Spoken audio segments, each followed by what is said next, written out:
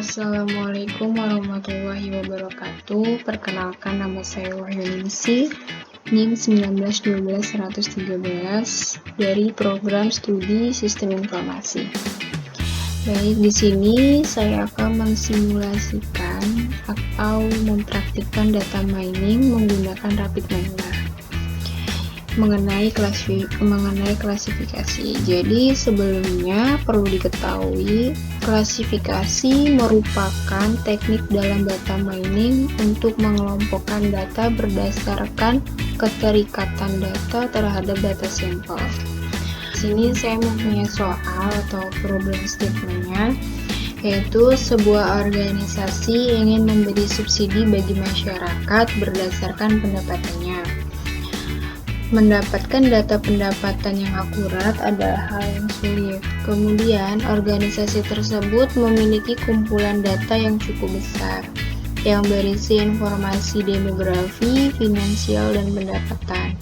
Kemudian, organisasi tersebut menginginkan sebuah sistem klasifikasi pendapatan untuk setiap orang.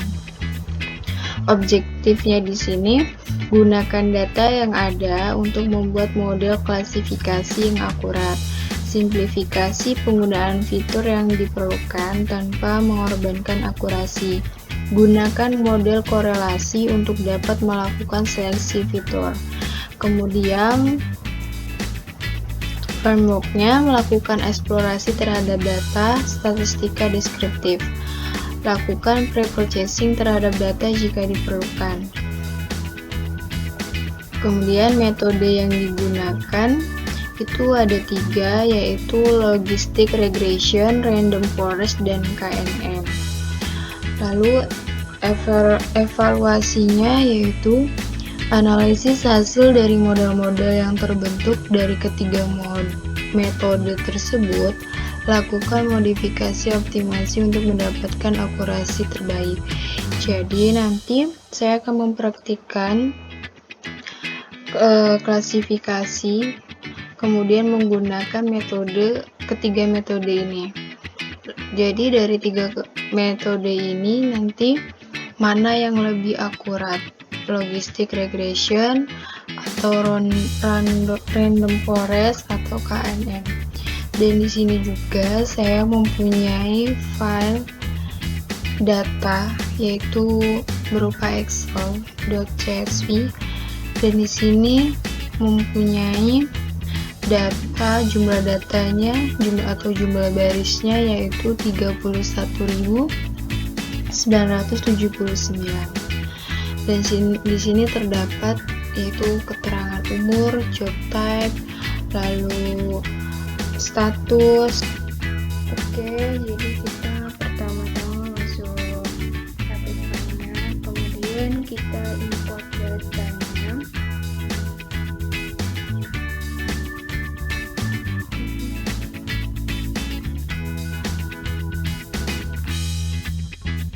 Jadi datanya saya simpan di local disk D.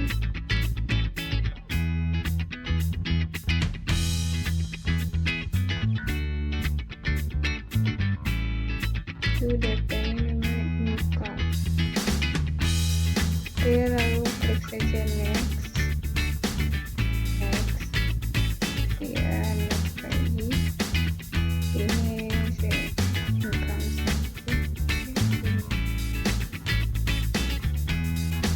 Nah, ini adalah data dari dataset organisasi.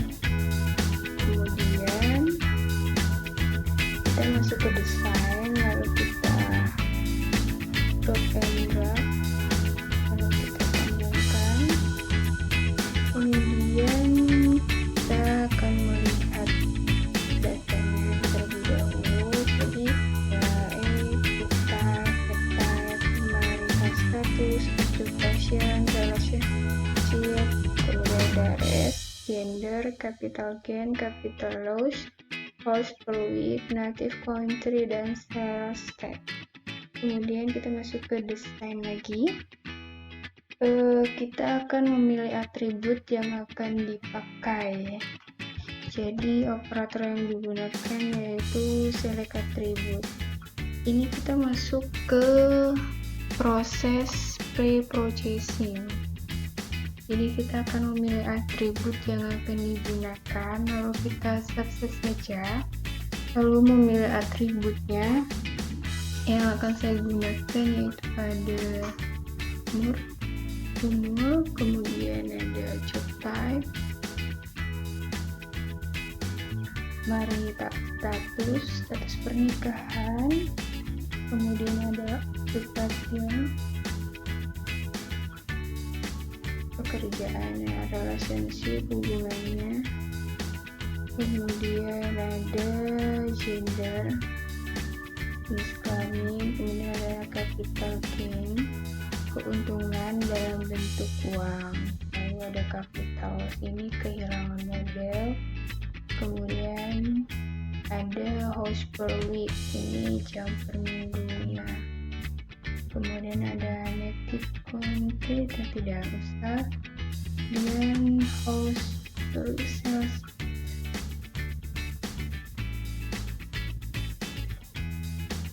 Kemudian kalau sudah tinggal di play. Setelah itu kita bisa melihat sini ada select atributnya. Jadi setelah memilih atribut yang mau dipakai, kemudian kita akan melihat ini ada capital gain dan capital loss, lalu ada hours per week. Jadi nanti kita ubah ke dalam binominal, jadi numeric ke binominal, kemudian kita pilih numeric di subset, kemudian select atribut, itu ada capital gain, kemudian capital loss, lalu ada hours per week. Kita lihat dulu, jadi hours per week ini kita biarkan saja, tidak perlu dirubah ke numeric to binominal, kemudian kita run, dan nanti di sini akan bernilai true dan false. True dan false. Kemudian masuk ke desain lagi, kita akan memilih operator replace missing value, jadi hilangnya beberapa data yang telah diperoleh. Ini replace missing value. Nah, kita akan subset, pilih subset, kemudian select atributnya, itu ada job type, jadi job type, kemudian ada occupation. Jadi di job type dan occupation ini ada nilai yang missing, kemudian apply, kemudian set role.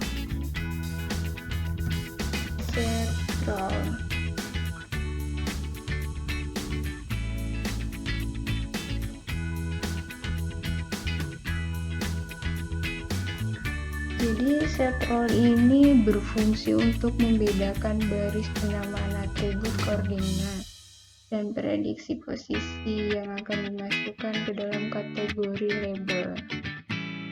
Kemudian kita klik atributnya. Jadi untuk jadi kita pilih outputnya adalah status sel. Kemudian ini kita pilih menjadi label, kemudian edit dulu,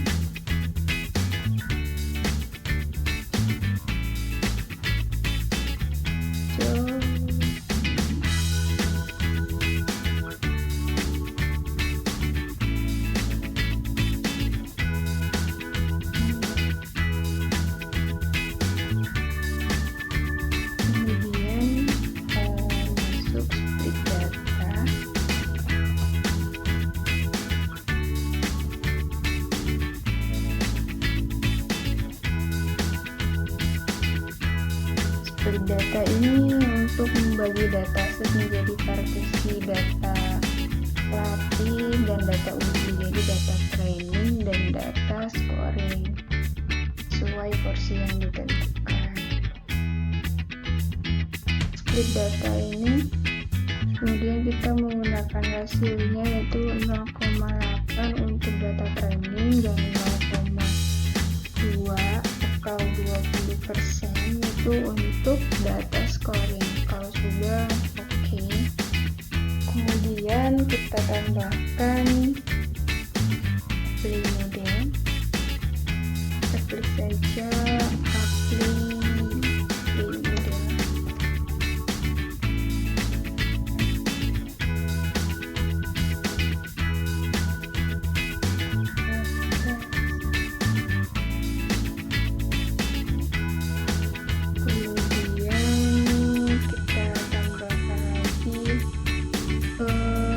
Metodenya, jadi kita ada 3 metode yang mau kita pakai. Jadi yang pertama kita menggunakan metode logistik regression.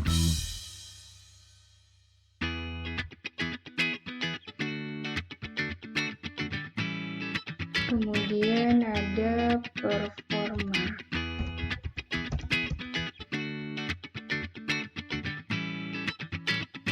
Performanya ini klasifikasi. Oke.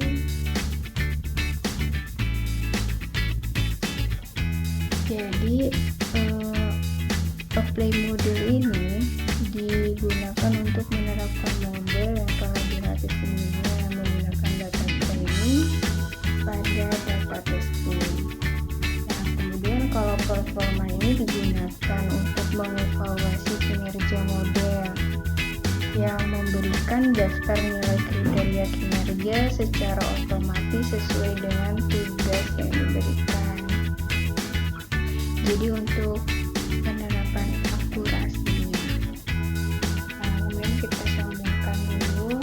Jadi split data ini ke logistik regression, kemudian mode ini logistik regression ke play model dan split data ke unit play model. Dan performa ini kita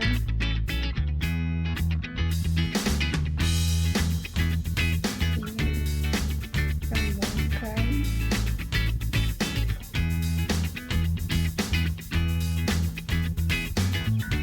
Kemudian play model ini ke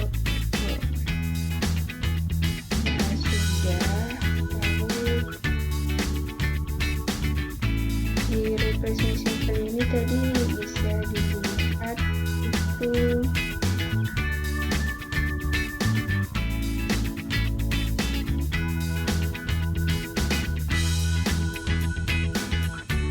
di sini sudah tidak ada simple ini.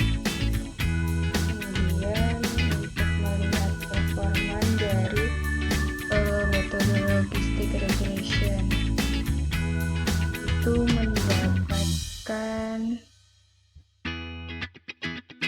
mendapatkan akurasinya yaitu 82,30%.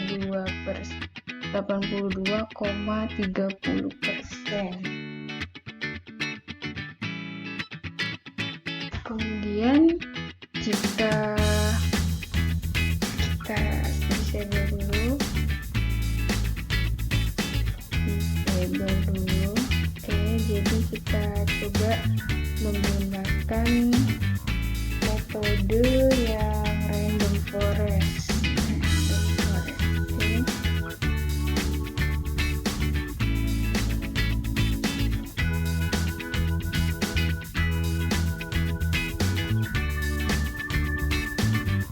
Nah, kita akan melihat performanya berapa akurasinya.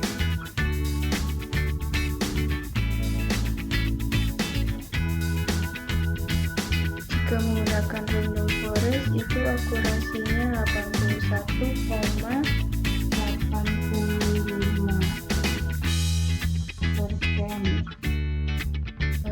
Jadi masih besar logistic regression untuk dua metode ini. Nah, coba kita disable lagi dan mencoba menggunakan metode KNN. Kita tulis saja KNN.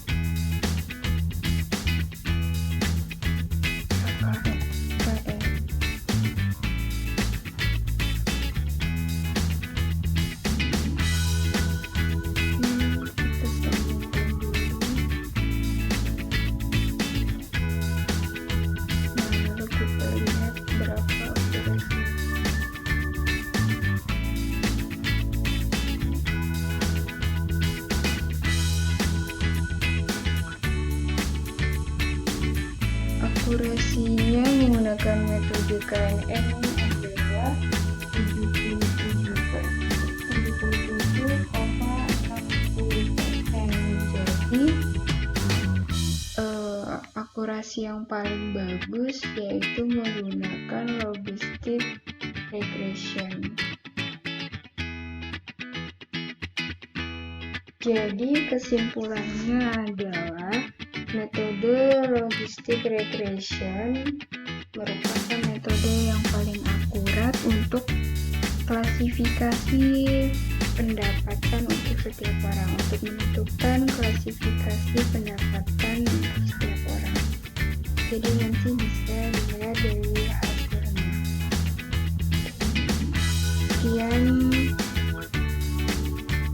Sekian dari saya.